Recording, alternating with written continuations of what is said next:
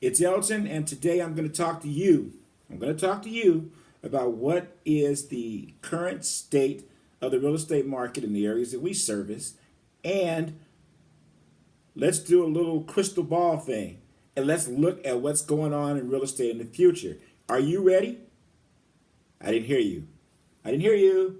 Are you ready? Okay, well, let's go. So, we're going to talk about it in buyers versus sellers. So, we're going to start off with sellers. So, sellers right now, man, realistically, for lack of better words, you're pretty much in the driver's seat. You're in the driver's seat in the sense that they're in the 34 years now that I've been doing this. This is the lowest that I have seen inventory like ever, meaning homes for sale. And I've been through a few markets, and I've seen some lower inventory and quote unquote seller markets. Been through some really hot seller markets. But man, this is crazy. It's crazy right now because the limited supply of homes that are available. Now, what do we foresee in the coming future? And what is the coming future? Well, you know what? One of the things that's going to happen realistically, and I was talking to another realtor friend of mine about this yesterday, is there is going to be a major unknown because we are in situations that we've never been before.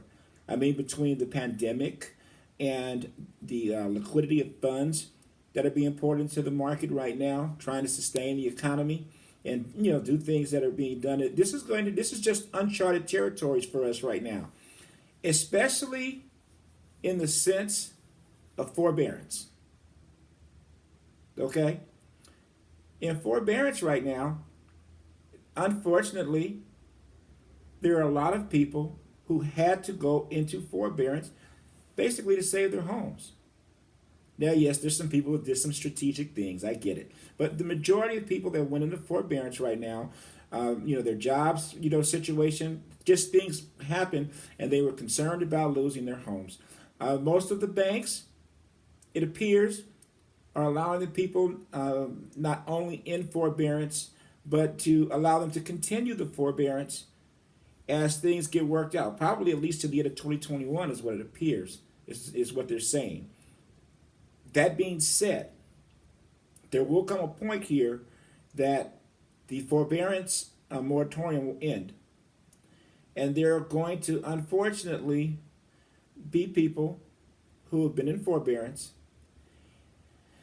and they're just not able to keep their home. Or the smart move for them is to not keep their home.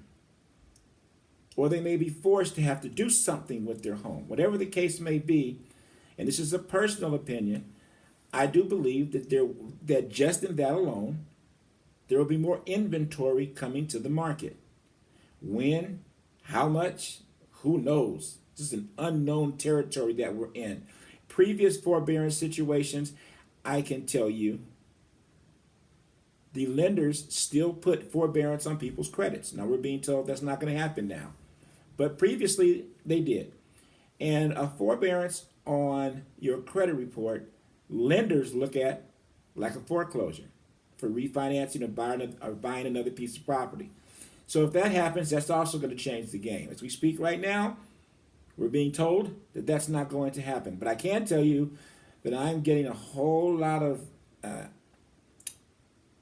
invites, different things from some different banks and all of that, about they are in the process of putting their staffs together in case, because they're anticipating a possible rush of distressed properties. So then the idea is, what is distress? Well, here's the thing though. Unlike the market crash previously, people that are in forbearance, the majority of them right now, particularly even if you bought the home last year, have some equity in it, depending upon the areas that you're in. So people may not want to sell their homes, but may have to, or may choose to, because they'll be able to. They'll be able to sell it and still get some sort of a profit or break even or whatever the case may be. So that's a major difference from the last time that the market went, where it went. So we'll see. Buyers. I know you're listening to this and thinking like, why in the heck should I buy? What should I do? Or should I wait? Should I wait? Should I wait? Should I wait? So here's the answer to that question is you are the only one that can truly answer that. But here is my opinion. Although there aren't a lot of homes for sale right now, understand that realistically, the price of the home that you're looking at that you like, that may only be the starting point.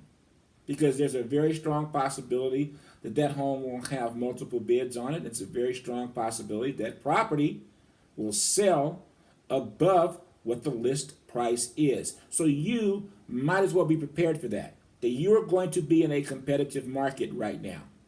And you must understand that you're going to have to do some different types of things to stand out, to get the opportunity to get the home that you want. Just the way it is. Why would you do that?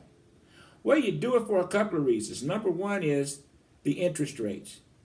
Right now, the interest rates, even though as I'm making this video, have crept up just a little bit, they've crept up to low versus being way, way below low. You know what I'm saying? Their interest rates right now are still crazy. And realistically, in a lot of cases, the payment per month that you will be paying on a home that you own is going to be very similar than if you're renting. Particularly if you're renting in an area that you would prefer to be living in. So, all the time when you're renting, and I'm not saying there's never a good time to do it, but just remember, you are building a legacy, you are putting money into another family's household and not your own. You're not building your own equity, you're not putting your own family in the best condition possible for your legacy, for generational wealth, for whatever the case may be. It's not helping you. So you may say, well, you know what, Elgin? If these forbearances come, I'm just going to wait for that. Okay. But ask yourself this question. If forbearances come and there is more inventory, and I doubt there'll be a flood. Like, we're not going to wake up tomorrow and there'll be like 20,000 homes for sale, realistically, in a particular area where there's like 200 homes for sale now.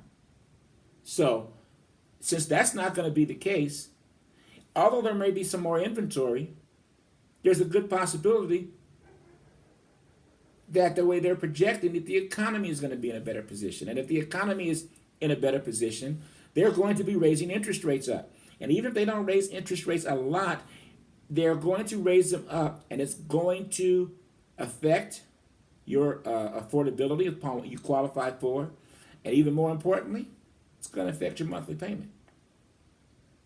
So you're rolling the dice waiting. You're rolling the dice waiting.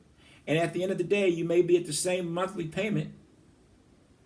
And you may wind up, quote unquote, having to settle for a home that you would prefer not to have, because although the prices may have come down a little bit, they're probably not going to crash. And your interest rate will be a little bit higher, so your monthly payment will be higher. So what should you do?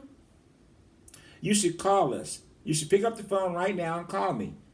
Area code 661-347-6248. Let's have a consultation, and let's figure out what are the best things to do, the best moves we can make to assist you in your next real estate move.